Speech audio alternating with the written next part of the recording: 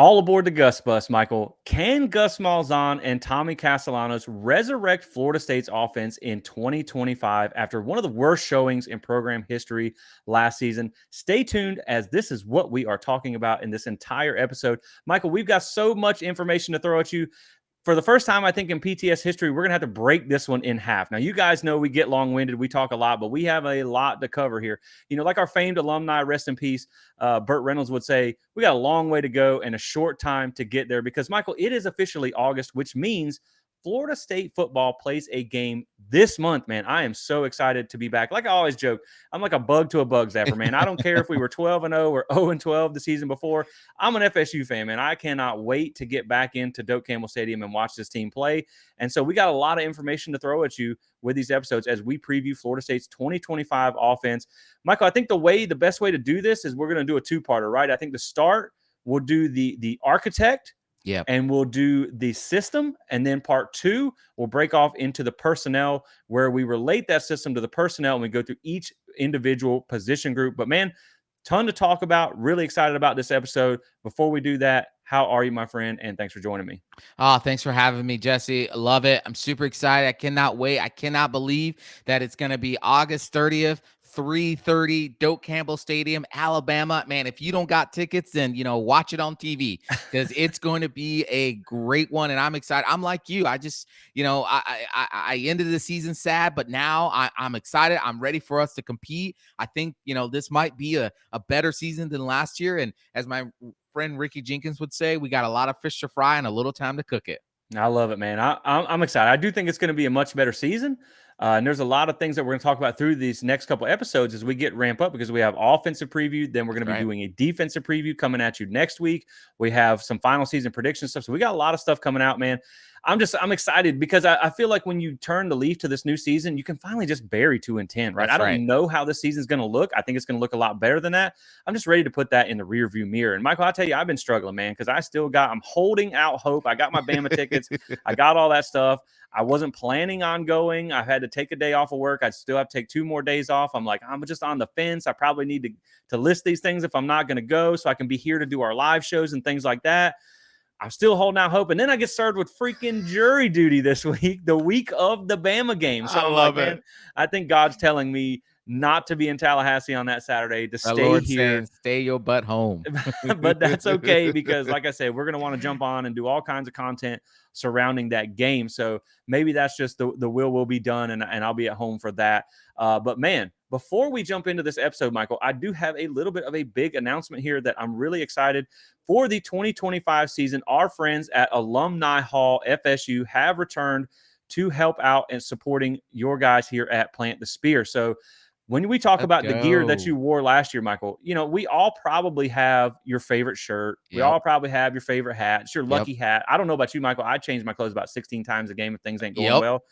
But you know what, man? After last year, it's all bad. It's all bad luck. It's all bad luck. So box all that stuff up, put it deep into the closet, and go to Alumni Hall FSU to grab you some new FSU gear. 1415 Timber Lane Road in Tallahassee, or you can shop online at alumnihall.com. Navigate over to the FSU page and make sure you save 10% with code SPEAR. They got tailgating supplies, clothes for the whole family. It is the ultimate Seminole shopping experience. So we're really excited to have those guys back with us for this season. Now, Michael, we're going to start things by getting into some fall camp luncheon, coaches luncheon talking points here before we jump into the offensive preview, because there were some things that you could extract from that offensive side, mainly is what we're going to talk about here, that are relevant to the offense. To start with, Michael, closed camp, not a surprise after spring. We figured if you're going to close the spring, why would you not close the fall? Because that's when you're really getting into X's and O's. So this is not a surprise. I don't think it's a big deal. I kind of like the move, really. Florida State has a lot riding on the season, and every distraction that can be eliminated should be. Plus, there's so much new and unknown about this team. I don't think Alabama has like some scout who goes and reads the message boards or the practice, reports or whatever. They got scouts that scout this team, right? But when you have so much unknown and such a big game to open the season, why give them any advantage? Why even let them know what this looks like or what that looks like? So I think this is probably a smart move. It may look dumb in the long run if you don't go out there and win games. But really, man, at the end of the day, it makes no difference for us at Plant the Spear, right? We built this outlet off of not having access. I think it's kind of fun now that everybody's on the same footing, right? It Yeah. gives us the same advantage as everybody else. But man, at the end of the day, I don't think it's a bad thing. But buddy, strap in for that Alabama game because we are jumping off the deep end in game one. We are going to be going into that with no idea what we got against Alabama. So man, close practice this year is going to make for a interesting week one. Yeah, I mean, and at the end of the day,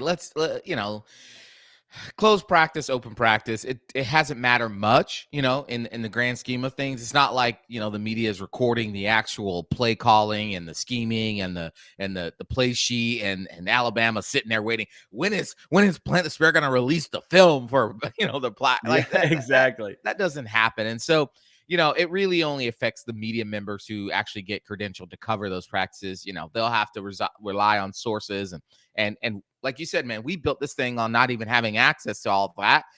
And yet we're able to get you guys the information you need and want as fans, because we're a fan site first. And but I think it's going to be helpful for them to just focus, without having the media around. They can just focus on trying to get better, trying to get this offense up and running.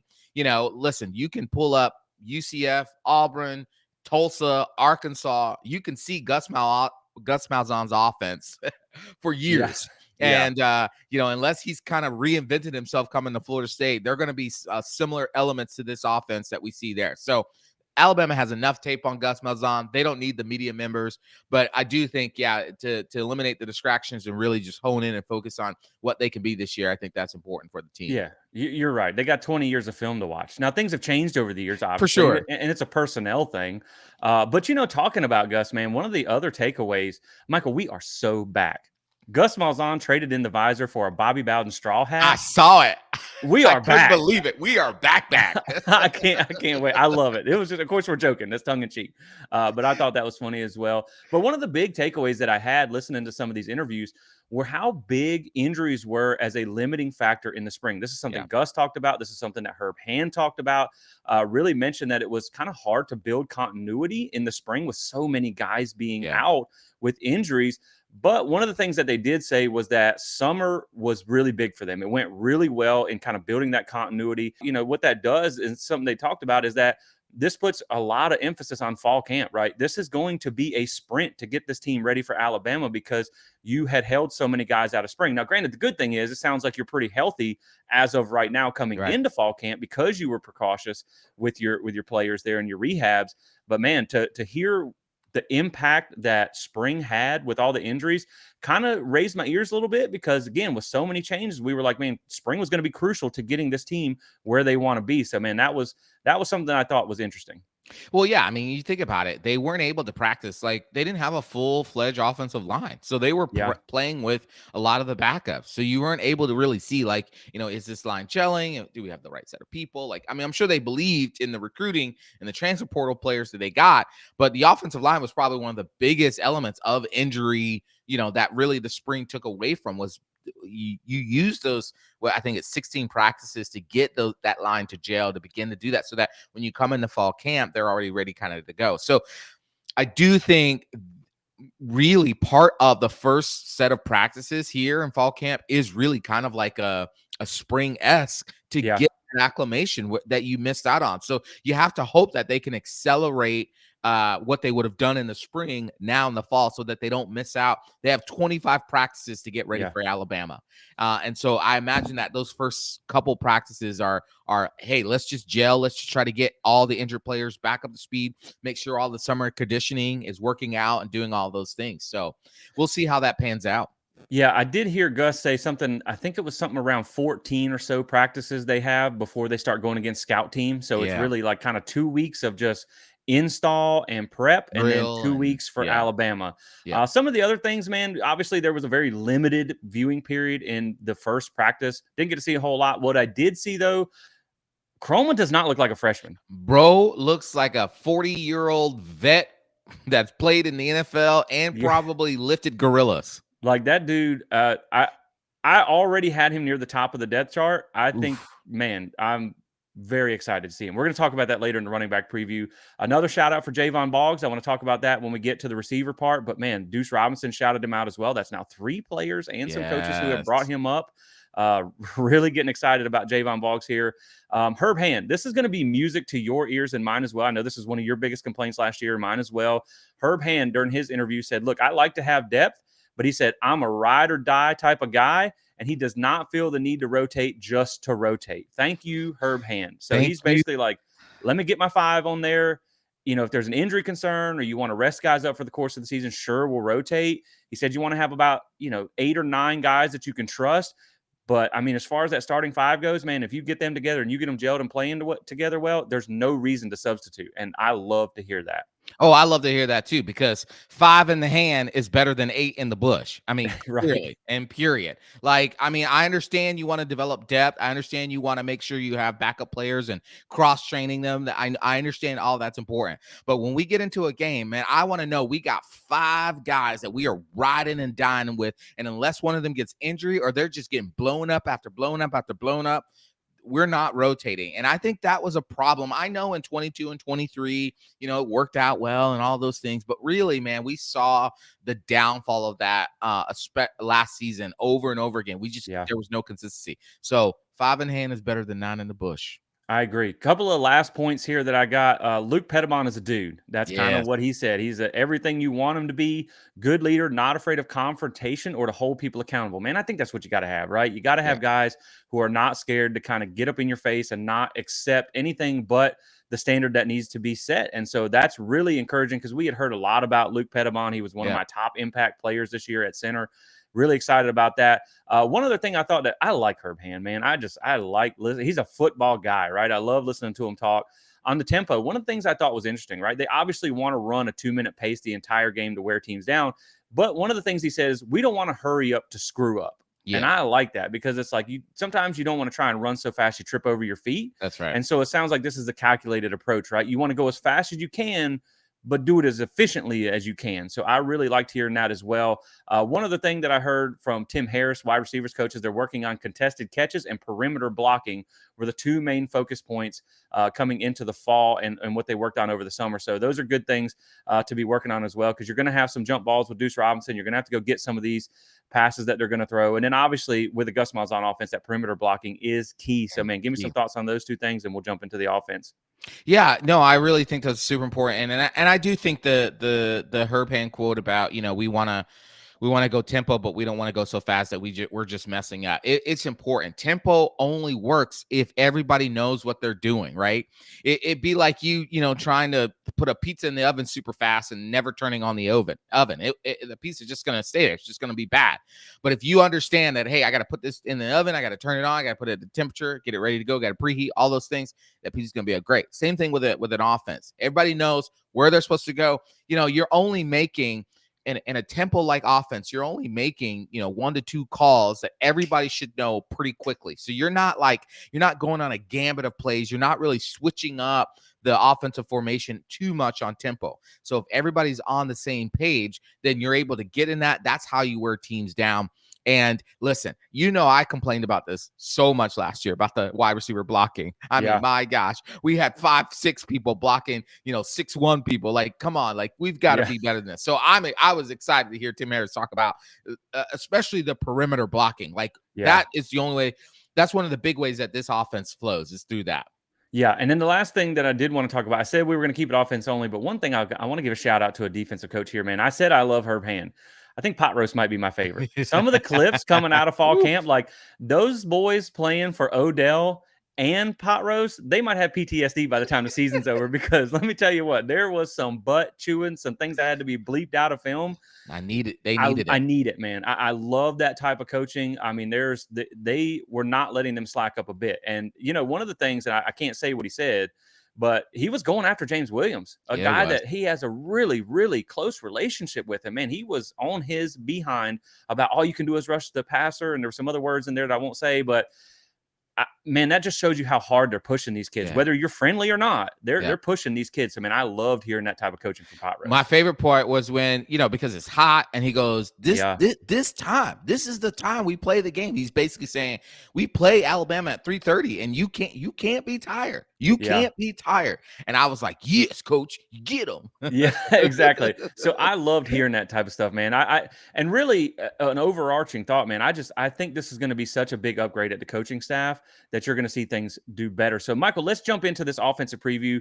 We spent a few minutes talking about some other things there, but the heart of the episode is going to be talking about this 2025 offense. I put a lot of time into kind of getting this episode ready here, so we got a lot of stuff to go through. Grab a cold one or a hot beverage or whatever, and dig in with us, because I think you guys are going to enjoy this. We're kind of going to start with part one, which is more the system and the architect. We're going to talk about Gus Malzahn and his offense. Then we're going to go into the personnel. We're going to talk about each position group individually. And then at the end, we'll kind of bring it all together here. How I want to approach this, Michael, we're a fan first outlet, right? That's what we're trying to do. So we want to take a fan first approach with a pinch of football nerd on top, because you guys know I like nerding out on some of this stuff, digging into charts and stats and things like that. Michael usually brings the heat with the X's and O's here. So we're going to do a lot of that, but we also want to keep this more like, I'm getting ready to walk into Doak Campbell Stadium. I'm getting ready to sit down and watch this Alabama game. What can I expect from a fan's perspective? And so that's kind of what we're going to approach with. And so let's first start with the architect himself. Let's talk about Gus Malzahn, the new offensive coordinator. Most of you guys already know a little bit about Gus Malzahn, maybe not a lot of it. So we're going to spend some time talking about him. And we're also going to kind of pretend maybe you've never watched one of our episodes before, because we have a ton of new subscribers. So some things may get repeated from other episodes, but just hang with us. We got a lot of information here that I know you guys are going to enjoy. So let's first start with Gus Malzahn as his career experience here. Now, this is a guy that's got a ton of experience, man. Arkansas OC in 06, Tulsa OC from 07 to 08. Then he made the move to Auburn in 2009 through 2011 as OC. Got his first head coaching job at the college ranks at Arkansas State 2012. Stayed there for a cup of coffee, then got back to Auburn as the head coach from 2013 to 2020. UCF 21 to 24. Now he's at Florida State. We know he's won a national championship as a coordinator. He's played for a national championship as a head coach. Man, when I look at Gus Malzahn, right, this feels like a high floor hire. Maybe not the highest ceiling, but definitely a high floor hire. And I think the biggest question right now, Michael, when you talk about Gus Malzahn, is we talked about all the success and all the experience, but most of the good experience, most of the good success is in the rearview mirror. And so can he rekindle that Gus Malzahn magic that saw him kind of make a meteoric rise through the coaching ranks early in those years? Because let's be honest, man, this system isn't new or innovative anymore, but you're also getting a OC only version of Gus Malzahn. And we're going to talk more about that. There's some interesting thoughts I want to talk about with UCF and that whole situation here in just a minute. But man, tons of experience. Again, I think this was a very high floor move by Mike Norvell. Yeah, I think Mike Norvell went to his comfort zone. He knew he needed to give up the offensive play calling to be more of the CEO type coach, and he went into, okay, who am I most comfortable with? Who runs a similar offense to what I run, but yet I feel super comfortable handing over the reins? Well, why not go get the guy who basically taught me this offense, who gave me the whole thing? And so he went, and Gus, and we'll talk a little bit about Gus, because you're right, there is some interesting dynamics to that. And I wonder if in those dynamics, now that he's only back to OC Gus, if some of the magic, some of the creativity comes back, because that was one of the things about Gus, is that maybe his offense had become archaic. But I wonder now, if now he's not focusing on all the other stuff of being a head coach, he can only be an OC, if that would allow him to get more creative with this offense. And I'm curious to see what new things we can see. But also, we already know what this offense is going to be, and I know we're going to talk about that in a second. Yeah, and I think that's a big point, man. Sometimes in life, and that can go for coaching or anybody, whenever you start adding eggs to your basket, it just kind of clouds what you're able to do. When I first started this, man, I loved making hype videos and all that type of stuff with this. But then it turned into like, okay, well, now we got to do a podcast. Now I got to write articles. Now I got to fix the website. Now I got to make the graphics and do the social media. And so it's like you kind of lost sight of what you originally loved about it and what got you into it. So I'm hoping with him getting back to being just an OC, doesn't have to focus on, and plus head coaching has changed so much over the years with everything that you gotta manage.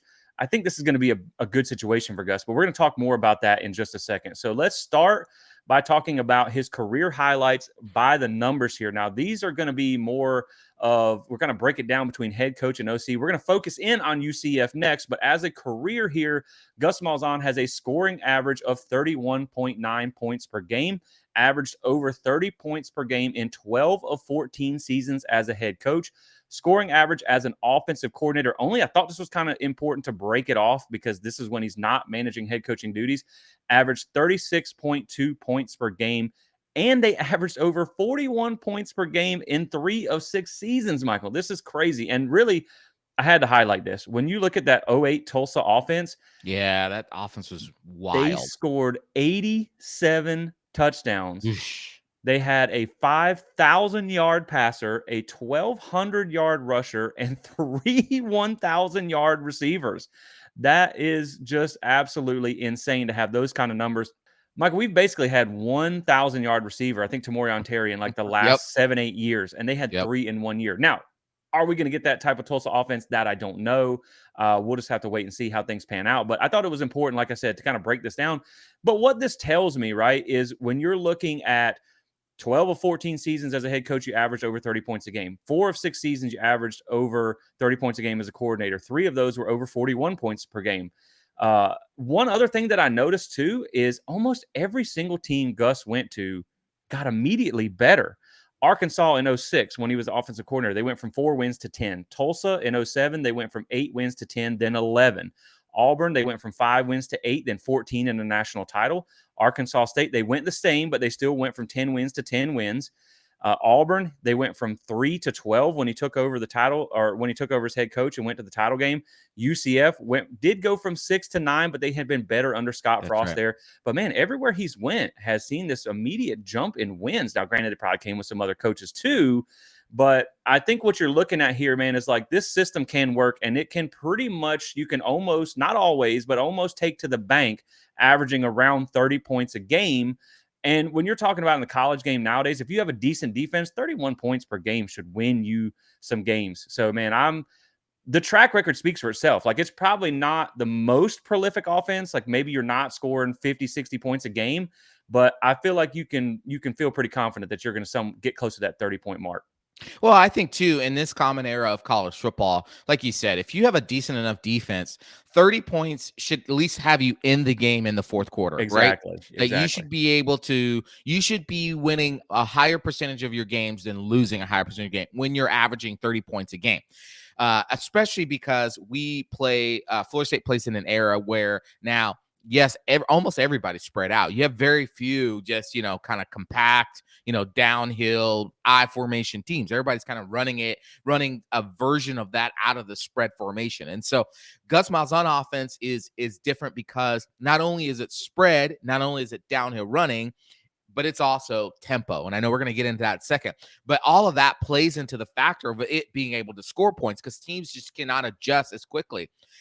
We've heard coaches talk about how, adjusting and getting ready for a Gus Malzahn offense is really hard and difficult. And so, yeah, being able to score 30 points gives you hope, especially since last year's team couldn't even touch 30 to Right. save their life. Right. So it'd be nice to get back to that. I mean, before that, Mike Norvell's offense at Florida State were averaging 30 plus points a game.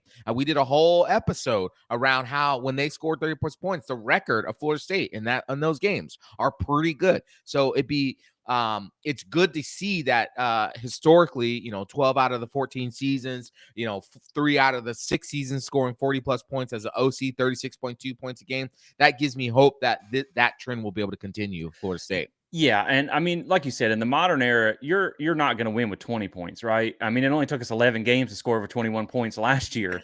But I feel, like we said, man, if you hit 30, 31 points a game, that at least gives you an opportunity with a decent defense to win some games. And really, I think that's what happened at UCF as we turn the chapter to kind of talk about his time at UCF here. Is just they really never had a good defense, right? That's And right. so hopefully that's something that Tony White holds up his end.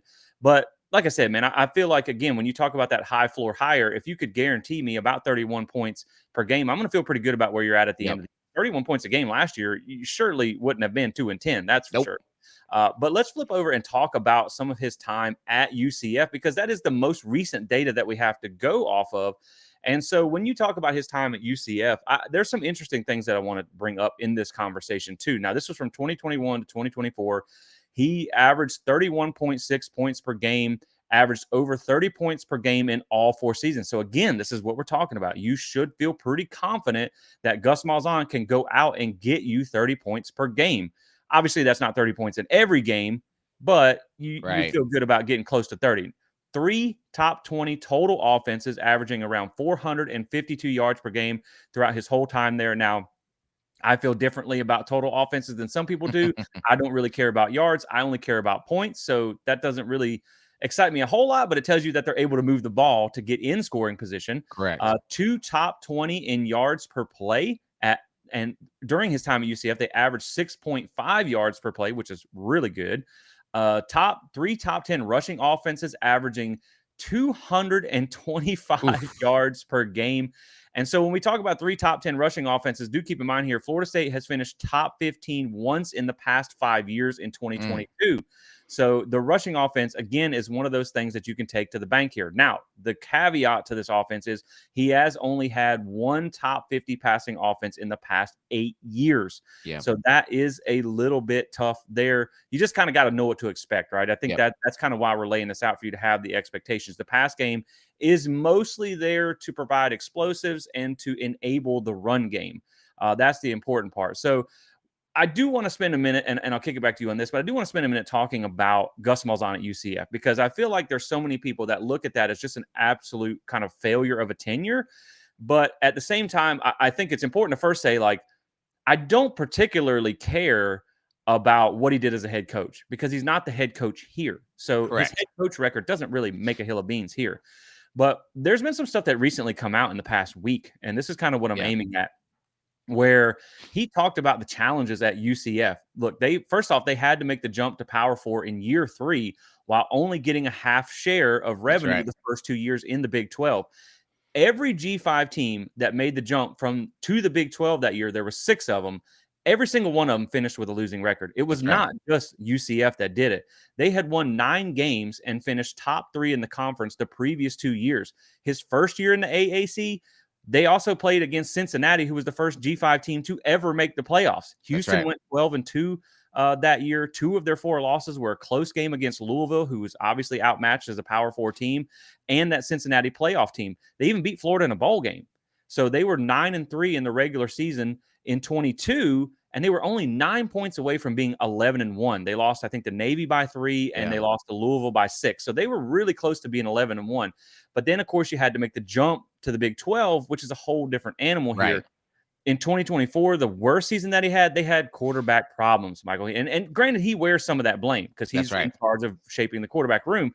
But from what I've heard through UCF people, KJ Jefferson, that is, transfer from Arkansas, showed up overweight, out of Yep. shape, Yep. basically missed the entire spring camp, was able Yep. to play in the spring game, but that was really about it. He kind of lost the twitch that he had at Arkansas, and he wasn't really a great passer to begin with. So without that run threat, his passing just wasn't good enough to make him a good quarterback. And Michael, does that sound familiar? Sounds very familiar. That kind of sounds like a DJU type of guy that we Mm. got last year. You didn't have the run threat and you weren't a good enough passer to be good on your own as a passing quarterback. The last couple of things here was he did talk about limitations in NIL at UCF. Right. I knew, and I had heard that before because I used to record a show with a UCF pod, and he talked about, look, man, we're not really Power 4 NIL right now. We can go out and get a guy here or there. We can't go out and stack a roster, No. starting 22 roster with NIL. So, and the last thing is, man, it just sounds like he wasn't happy. And he had actually said that he had considered retirement before Yep. the Florida State opportunity came up.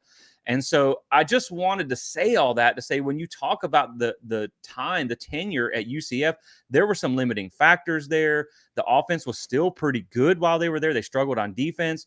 But man, I just think he's going to be so much happier in the role that he's in at Florida State. Well, like again, it goes back to the simple fact of you have to look at the first, couple years of UCF prior to them moving to the Big 12 and see that his offense was still successful. They were still scoring points. They were still going up against Power 4 schools, still having success against that.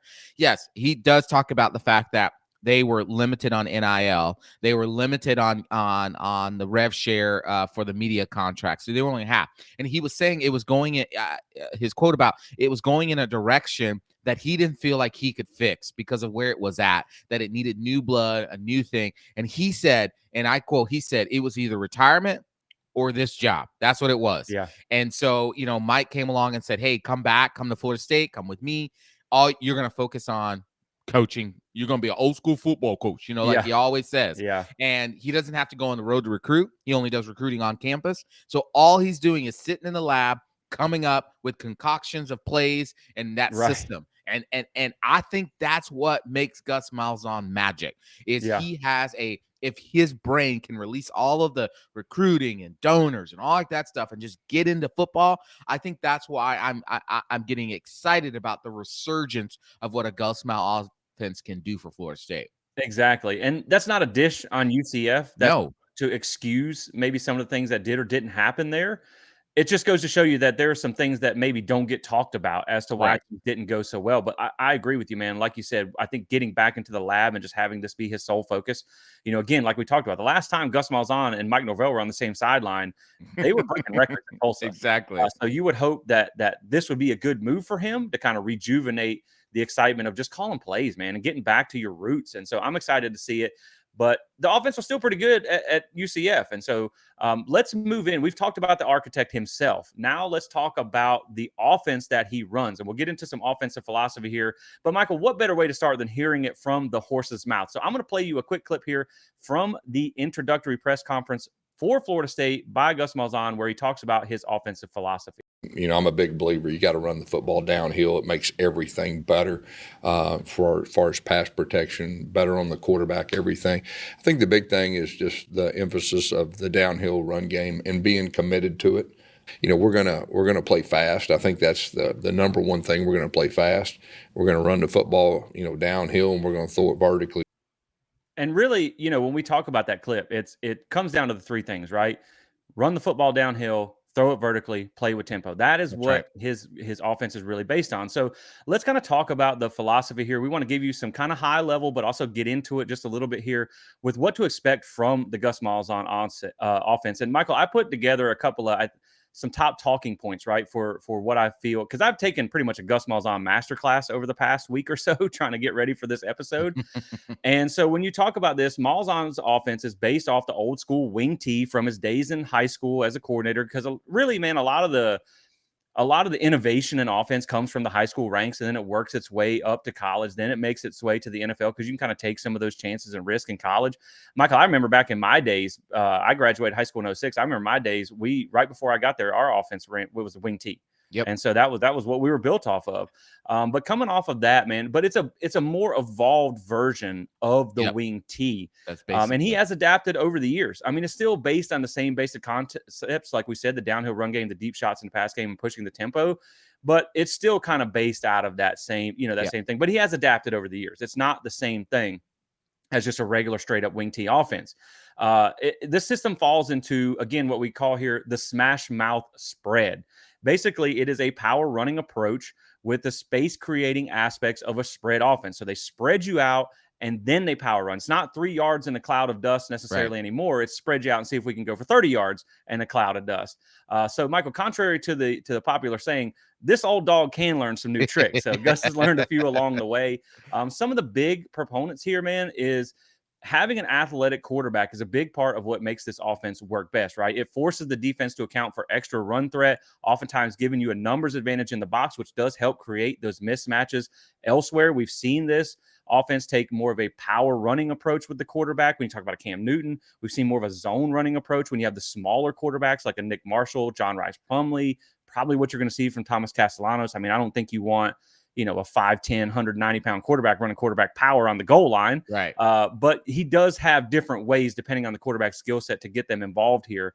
The next point here really is the motion and misdirection. You're going to see multiple formations out of here, lots of formations, lots of motion. They're one of the most heavy motion teams in the country to try and confuse the defense. It's not the deepest play sheet, but each play contains multiple options within itself that can be disguised in different ways. A big part of the Gus Malzahn offense is the next point here, which is play sequencing. Right. Gus Malzahn likes to run one of his base plays, see how the defense reacts, and then try and counter that reaction the next time a play is run. So, he'll run something early in the series, see how the defense reacts, and then when they come back, they're like, okay, they bid on this play fake, so now we're going to do this, and we might just disguise it out of a different look. So that's a big part of that as well.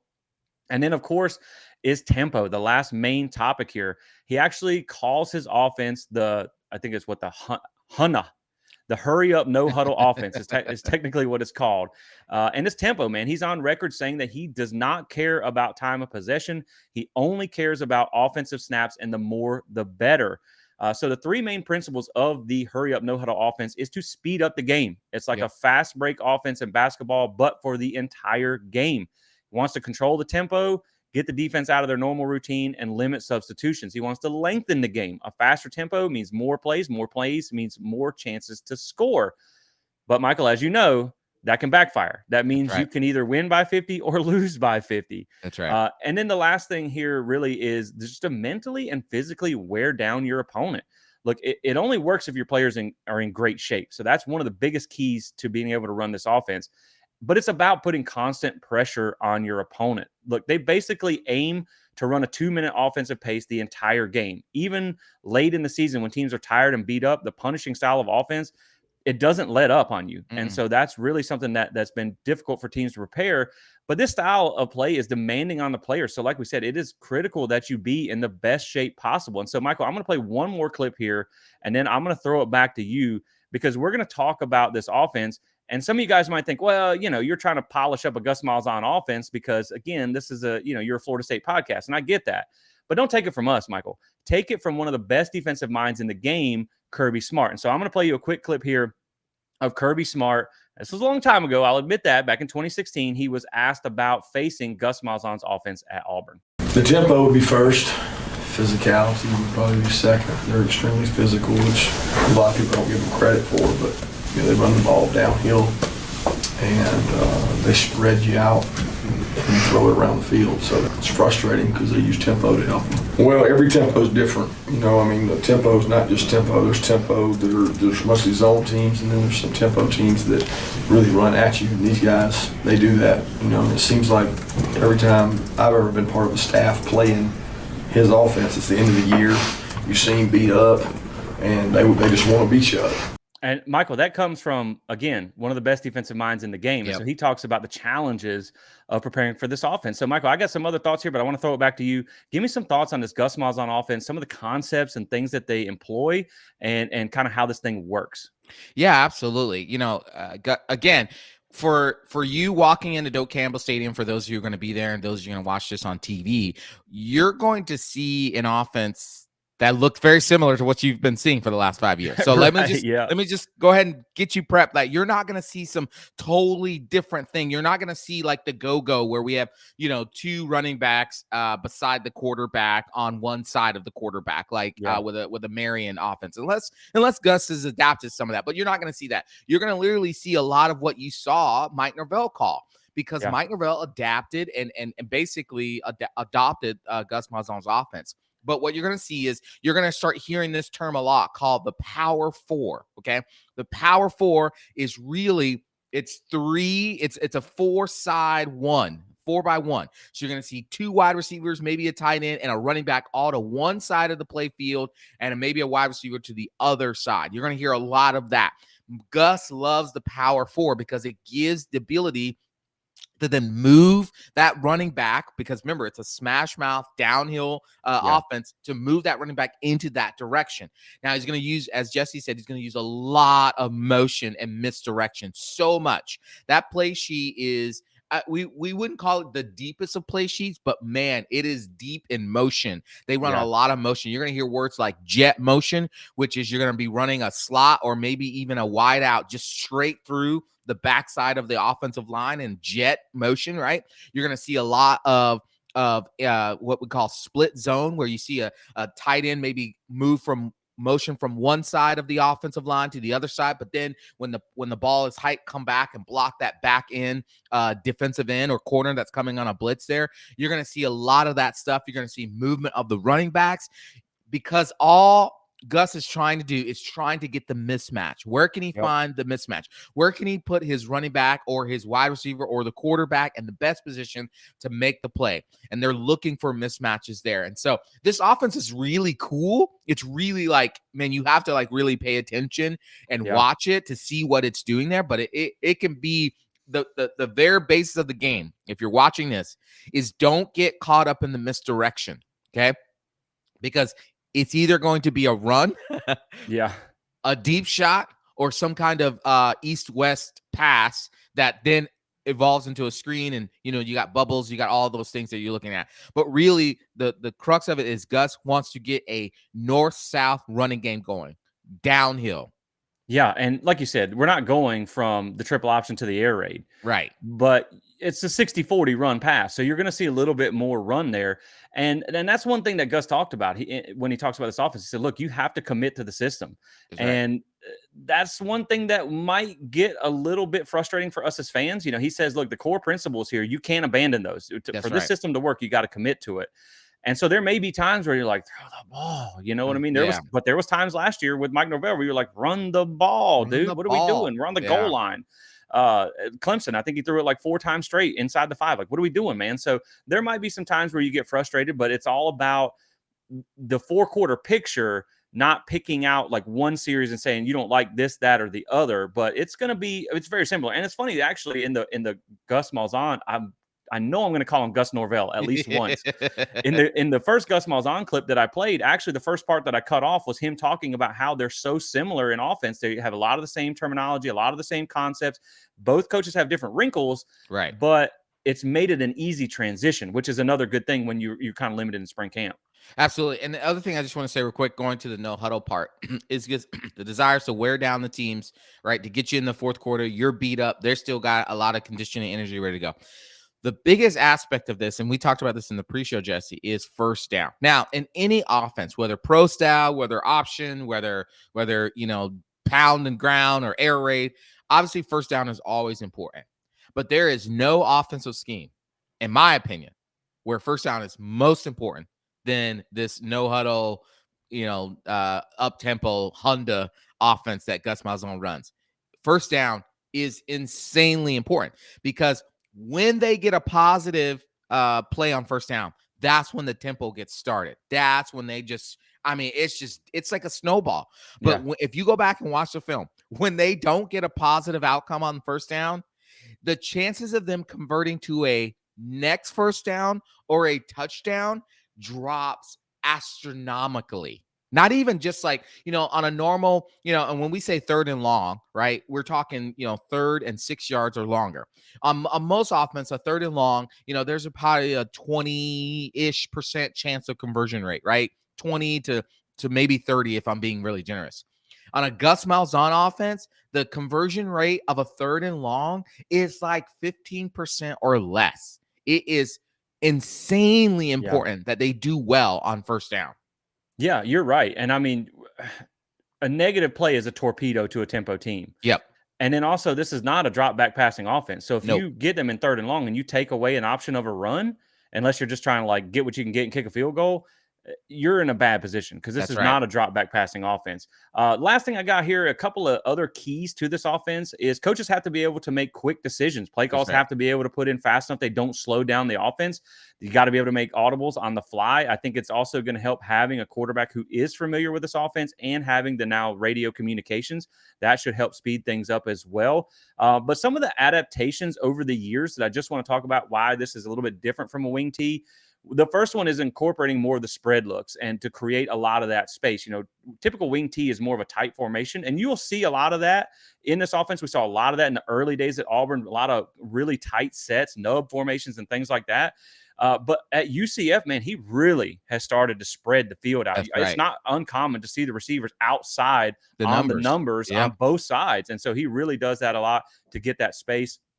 The H-back is another modern adaptation of the fullback. It is kind of transition. Michael, do you remember, gosh, man, growing up, the A-Train, Mike Allstott? Gosh, my favorite fullback. Like, man, bring the fullback back. I would love to see that. But the H-back is basically like if a tight end and a fullback had a baby. This is pretty much what you got, right? It's a Jaheim Bell. It's a, It's the one. Gosh, his name always throws me off. Pittman, Mike, Pittman, or yep. yeah, Pittman, Randy Pittman. Yep. So that is kind of that type of player, right? A guy who can kind of get his nose in there like a fullback and do some block and do some running, but also a guy who can go out and pass. And another thing that he's done is that the tight end is now more of a traditional pass catcher in this offense. That's something that's evolved with Gus, which is a good thing because you have some good tight ends this year. Another thing here is the inside zone blocking scheme. In a traditional sense, you will still see some power gap and run schemes with pulling guards and pulling tackles and things like that. But for the most part, since he's linked up with Herb Hand, they primarily employ that zone blocking scheme. In fact, last year at UCF, they ran the second most inside zone plays in the country at 55%. From an offensive line standpoint, of course, we're going to talk about them here in just a minute. Herb Hand loves winning the point of attack to eliminate negative plays and then letting the running backs kind of do that work. That's something that we talked about, right? With you talked about not having the negative plays. That's right. And so this is actually evidenced by UCF led the country in what is called O-line yards last year, or yards before contact on running plays. And so I'm going to throw this up real quick, just kind of give you an idea of that. This is college football's best run games from 2024. So the farther to the right that you get is more of an indication of a good offensive line. The farther to the left is more and up. So down and to the right is better offensive line. Up and to the left is more of a good running back. And that's why you see Boise State right here up top. Yeah, with Genty, he was pretty much carrying that team. But all the way out here on this little island, all the way to the right is UCF. So they had pretty much one of the best offensive lines in the country last year as far as run blocking goes.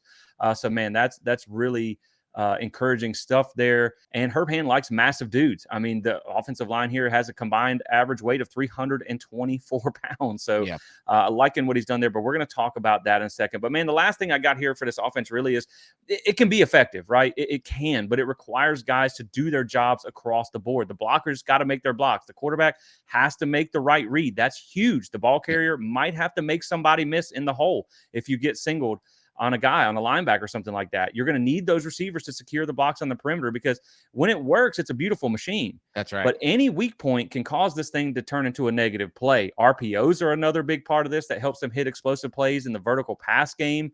And we're going to talk about the passing here in just a second, but man, they love to create one-on-one matchups in the vertical passing game. They'll send them, both of them, seam right down the, two verticals, which is eventually going to turn into a one-on-one. That's right. And then they like to play off of that. So this is, I think, where the speed of Squirrel White and the size of Deuce Robinson will pay off. And as we talked about, man, the foundation of this offense is built off the run game. They're not going to light up the air with passing, but the passing is as equally important, because if you can take away a legitimate pass threat and you can load the box against this offense, it's going to be a long day at the office, man. So one of the things I'm hoping is that with Mike Norvell being involved, Gus talked about, I'm going to call the plays on Saturday, but Mike will be involved throughout the week. I'm hoping that we see some of these passing concepts from Mike Norvell kind of work its way into Gus's offense, and you kind of blend the two.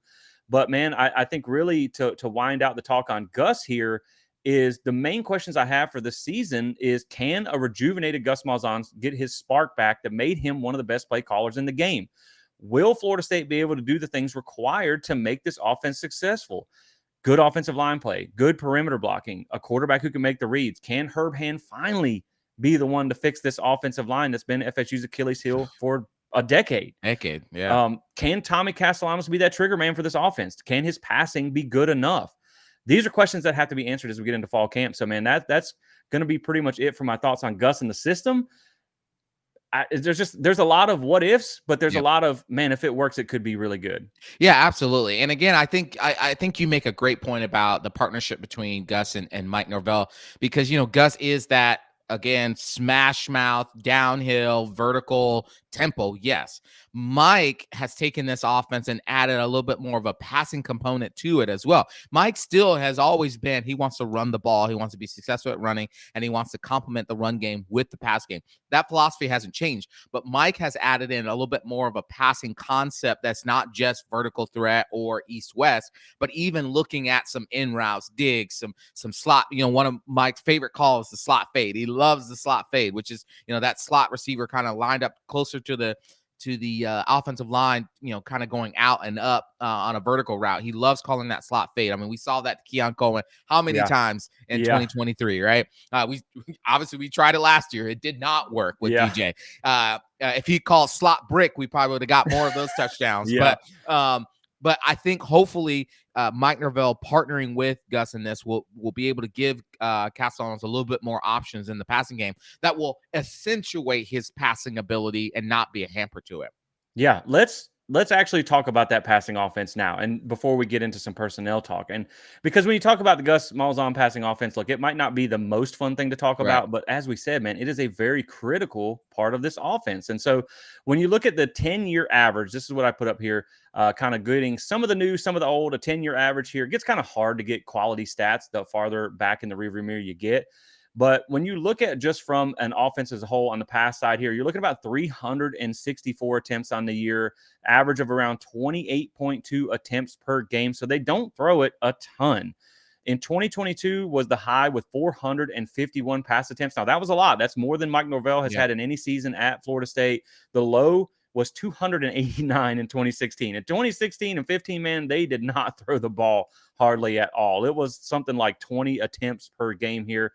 They've only broke 250 yards per game on average once in 2023, and it did fall below 200 in 2024 at 199.7. But again, they had a lot of quarterback issues there, averaging about 213 yards per game. It was a little bit higher at UCF because those early years at Auburn kind of drug it down a little bit. But the highest average, again, like I said, 259 in 2023. The low was 170 and 216. So they were not throwing the ball a whole lot back then. So, man, I mean, I think when you look at this, you can pretty much – it's a safe bet this offense is going to throw for somewhere around 2 to 220 a game, right? It's not going to be something you're throwing for 300-400 yards. But I think if you can get 2 to 220 a game, that's going to set up that run game well. Now, when we talk about the distribution of how they throw the ball, and we're going to relate this to Tommy Castellanos here in just a little bit, behind the line of scrimmage is around 24.2% of passes. The short passes is the most predominant range that they like to throw in, around 32.5% there. You also have your mid-range passing, which is from 10 to 19 yards. Your short is 0 to 9. Your mid, 10 to 19, is 21% on average. And your deep passes comes in around 15.5%. So they throw it deep, just not a lot. And I think when you combine that with Tommy Castellanos, who has some arm talent, but not a lot of arm strength, I think you will see some deep shots. I just don't know that you're going to be throwing it 40, 50 yards down the field. Screen percentage, 20.4%. Now, the one thing I did notice in trending this offense, that did decrease to around 14.2% over the past two seasons. So less screen usage by Gus. Play action percentage did go up. His average is 36.1%, but the past 3 years, it has gone up to over 40%. And it hasn't been over 40% in the previous 8 years. So there's a lot of play action and a lot less screens going on in the offense. Now, we'll see if that translates over to Florida State or not. That could have been personnel limitations there at UCF. But the one thing that stood out to me, and I only counted this wasn't a 10-year average. This was only at UCF because it relates to Herb Hand. The average passing pressure that a UCF quarterback faced in those 4 years was 28.8%. FSU under Alex Atkins was 38%, significantly higher. And I believe last year, Michael, I think all three quarterbacks that Florida State used faced a 40-plus pressure percentage. So, I mean, it's looking like you're not going to throw the ball a lot, but when you do it, hopefully it can be efficient and you can protect the quarterback to allow him to make those throws. Gus Malzahn did talk about in his opening presser that some of the best offenses they've had, some of the best teams that they've had, was when they were near the top of the country in yards per completion. So they do like to stretch the field, but realistically, man, a majority of these throws are going to come in that 10 to 19 yard range.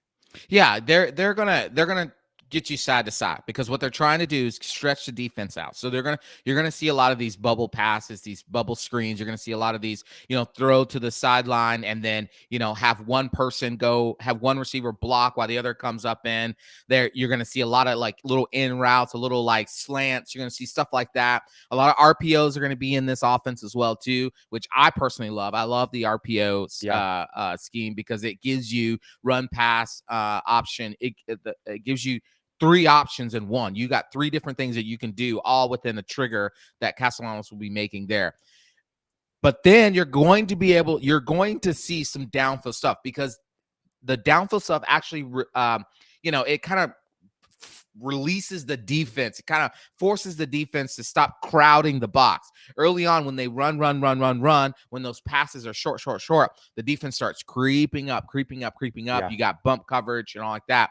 But then they take those deep shots, and that's going to force the defensive coordinator and those safeties to kind of play back, because they don't want to get beat, and they don't want to find themselves on single coverage on an island.